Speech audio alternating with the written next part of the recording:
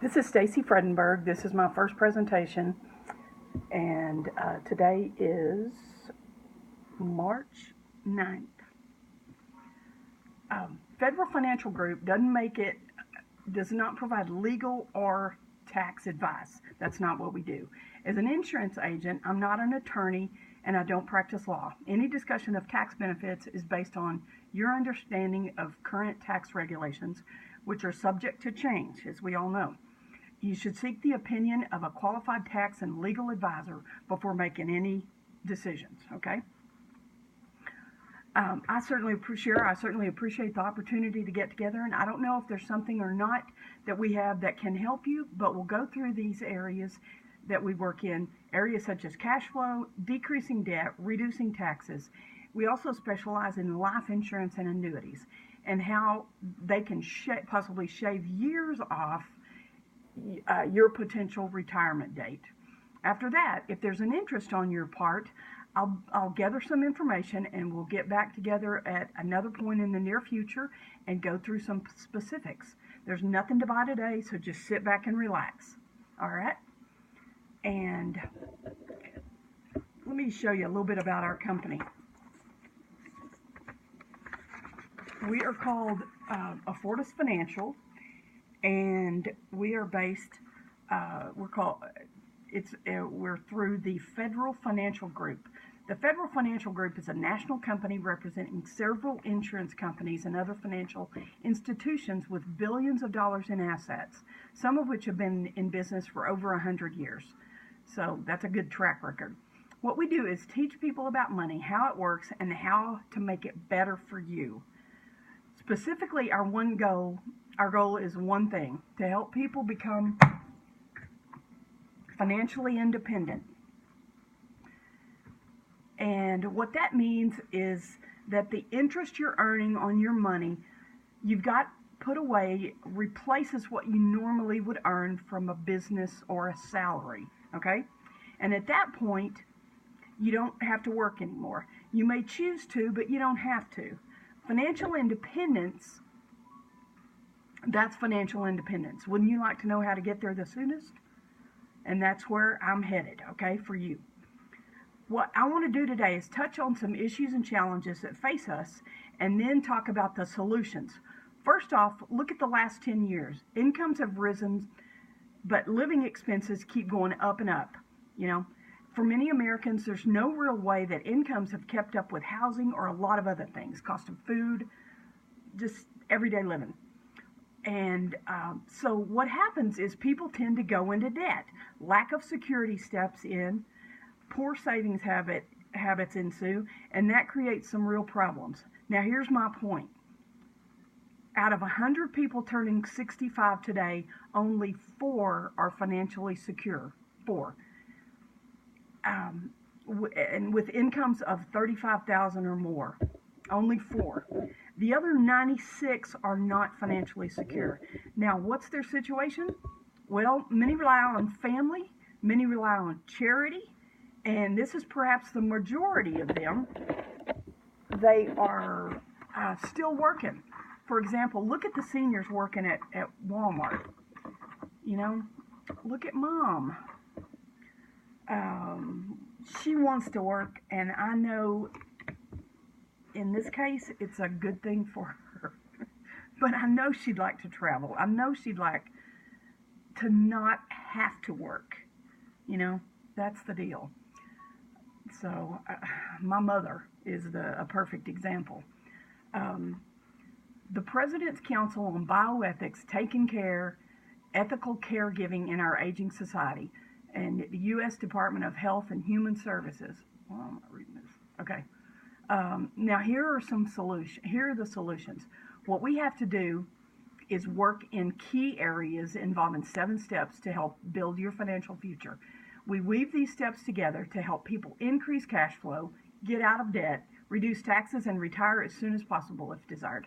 The goal here is to obtain financial independence much quicker.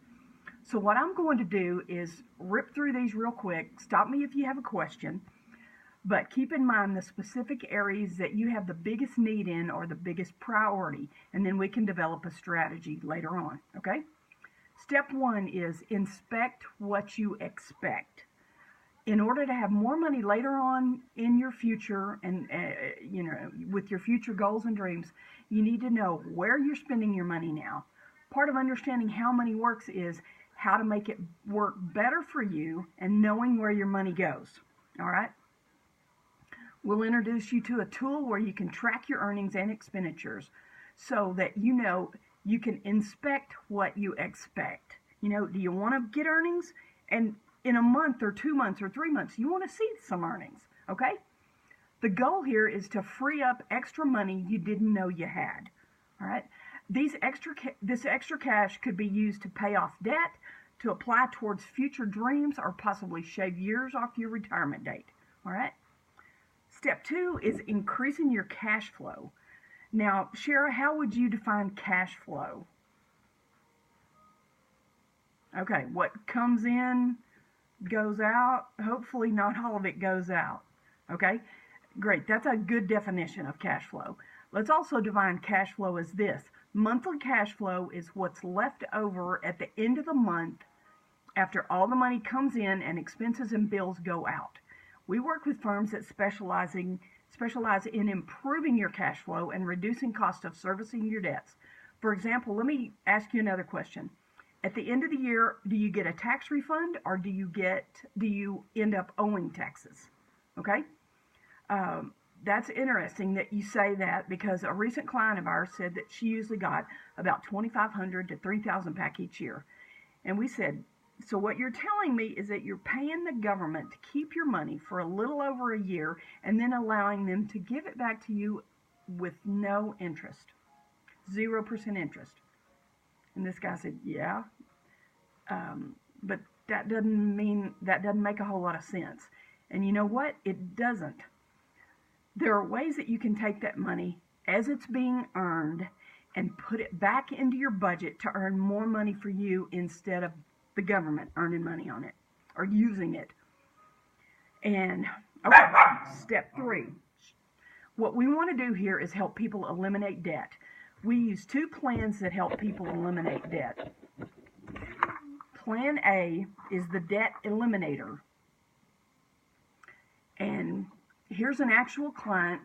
You see they have a 30-year mortgage for $144,000, an auto loan for $39,000, and a credit card with $10,000, and a store credit card for about $1,200.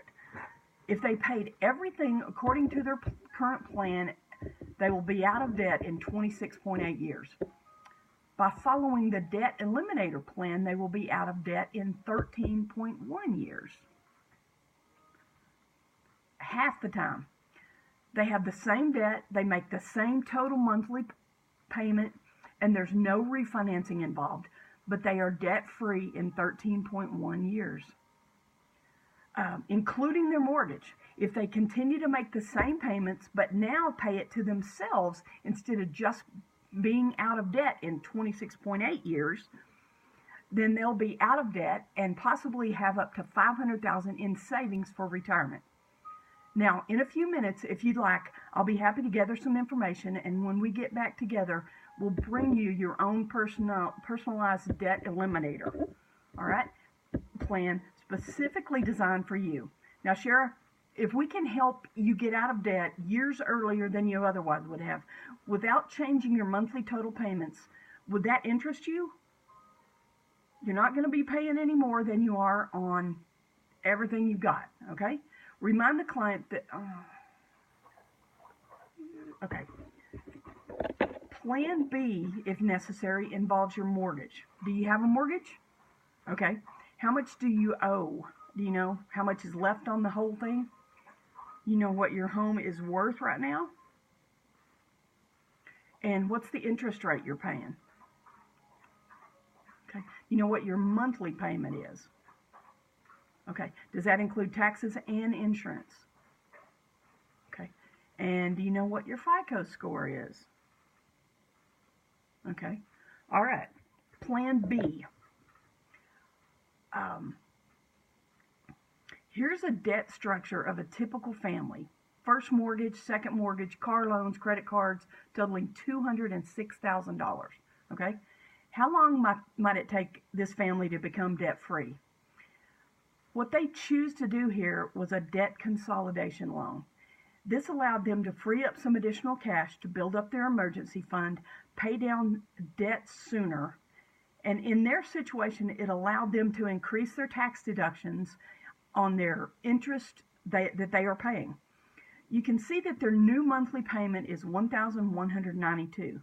Their old monthly payment was $1,937.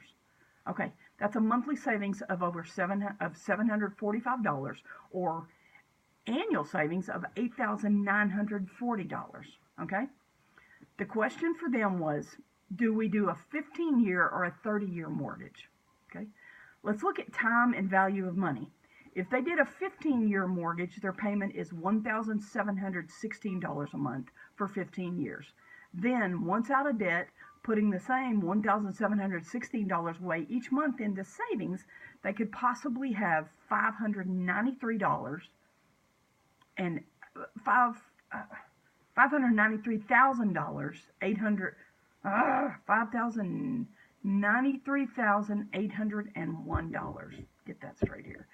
If they did a 30-year mortgage, their monthly payment is $1,192, a difference of $524.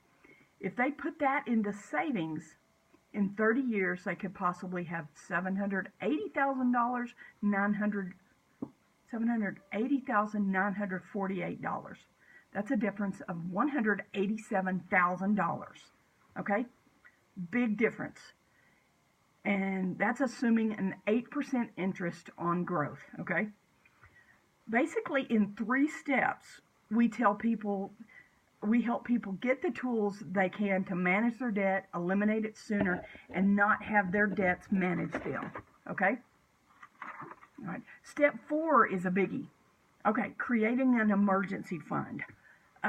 What I find is that most people don't have one. So if an emergency comes up, it comes out of plastic. You know what I mean?